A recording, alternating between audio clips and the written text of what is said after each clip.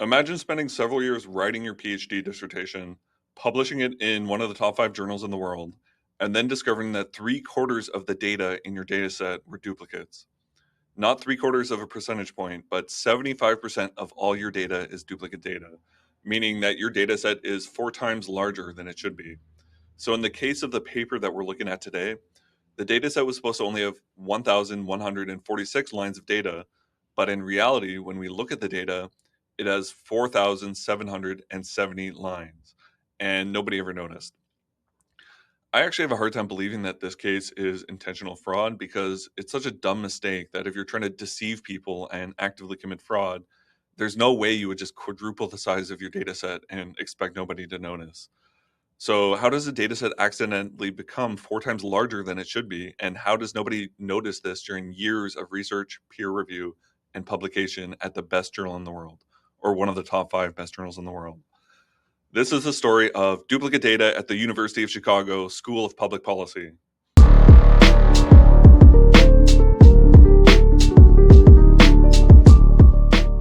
Dr. Eduardo Montero, who the story is about, is originally from the country of Costa Rica and earned a master's degree in statistics from Stanford and a PhD in economics from Harvard in 2018.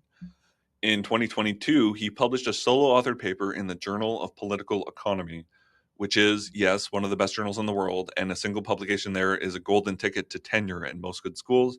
But also, this journal is owned by the University of Chicago, so it's their house journal, basically.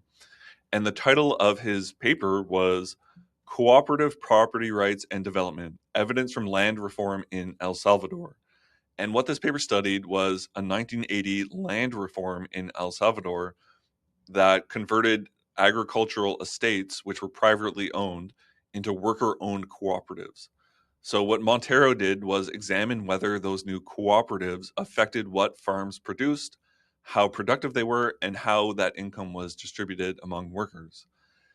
In 2023, a year after he published that paper, at the first inaugural replication games in Oslo, 3 Scandinavian economics professors, Dr. Anders, I don't know how to say their names, Kesselrud, Andreas Kottesdam, and Ole Rogeberg, attempted to replicate his paper. And that replication team began inspecting the household survey data that he used to inspect the farms and cooperatives in El Salvador. And what they noticed is that what I said in the introduction was that his data set included 4,770 observations, but it was supposed to include 1,146 observations.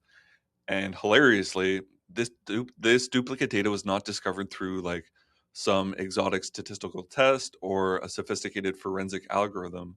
According to the Institute for Replication, they noticed this duplicated data using, quote, visual inspection of the data. So somebody looked at the data set for the first time, presumably, and saw that the records were appearing again and again. The same data was appearing again and again. The cause of the duplicate data was a faulty data merge. A merge is what happens when you combine 2 or more datasets into one dataset using a common identifier. So imagine you have spreadsheet A containing people's names and wages, and then spreadsheet B containing their names and places of employment. And you tell the computer using like 1 or 2 lines of code, match each person in spreadsheet A with the same person in spreadsheet B. But this only works correctly when you code it correctly, which isn't hard. It takes like 1 or 2 lines of code, and you clean your data properly, which again is not that hard, especially if you have a master's degree in statistics from Stanford and a PhD in economics from Harvard. This is something you should have caught right away.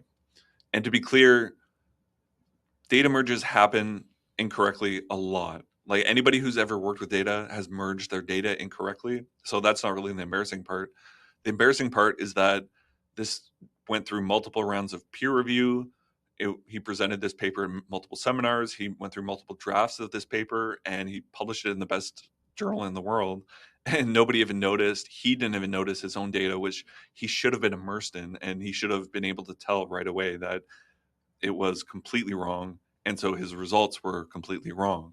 His original results showed that worker owned cooperatives created through this land reform experienced lower earning inequality than through privately owned estates.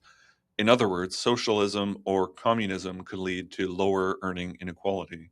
But after correcting for the data merge, his data set contained too few data points to estimate differences in income inequality, meaning his paper's primary conclusion could no longer be supported. And to his credit, he accepted responsibility. He said sorry. He thanked the replication team and called it an inadvertent mistake. But that hardly vindicates him because this is still such a major, major screw up. And the shocking part here is that the paper was never retracted. It's still sitting there on his resume as if he published this amazing paper in the best journal in the world. And I went to the journal and I asked them how they were unable to catch this mistake, and they gave me a statement. They told me, quote, "Beyond the usual refereeing process, we do not have a procedure for checking accepted papers for data errors. We debated whether to require referees to check code and data. And while some do, we worry that requiring that would make it even harder for us to find willing and qualified referees. Another option we discussed is to hire people to carefully check the code and data is done in a way that reflects what the authors intended to do. And while this would be ideal, we unfortunately do not have the resources to do this." So the journal didn't catch this error because they require you to upload your data and code, but then they don't actually check your data and code. They kind of operate on an honor system. I covered this story on my Substack back in 2023 when it happened, and as you can see on the screen there, nobody really cared. My article only got 23 likes, which I found perplexing because this was one of the most like egregious screw ups of the decade in economics. But nobody picked it up. The mainstream media didn't pick it up. So it's my hope by bringing it to YouTube, I can bring awareness of this crazy scandal to a wider audience. Thank you very much. This is my 6th or 7th or 8th YouTube video so far. You can tell I'm learning how to be a better producer. I have a theme song now. Let me know what you think about the theme song down in the comments, and I'd appreciate it if you became one of my first subscribers. Thank you.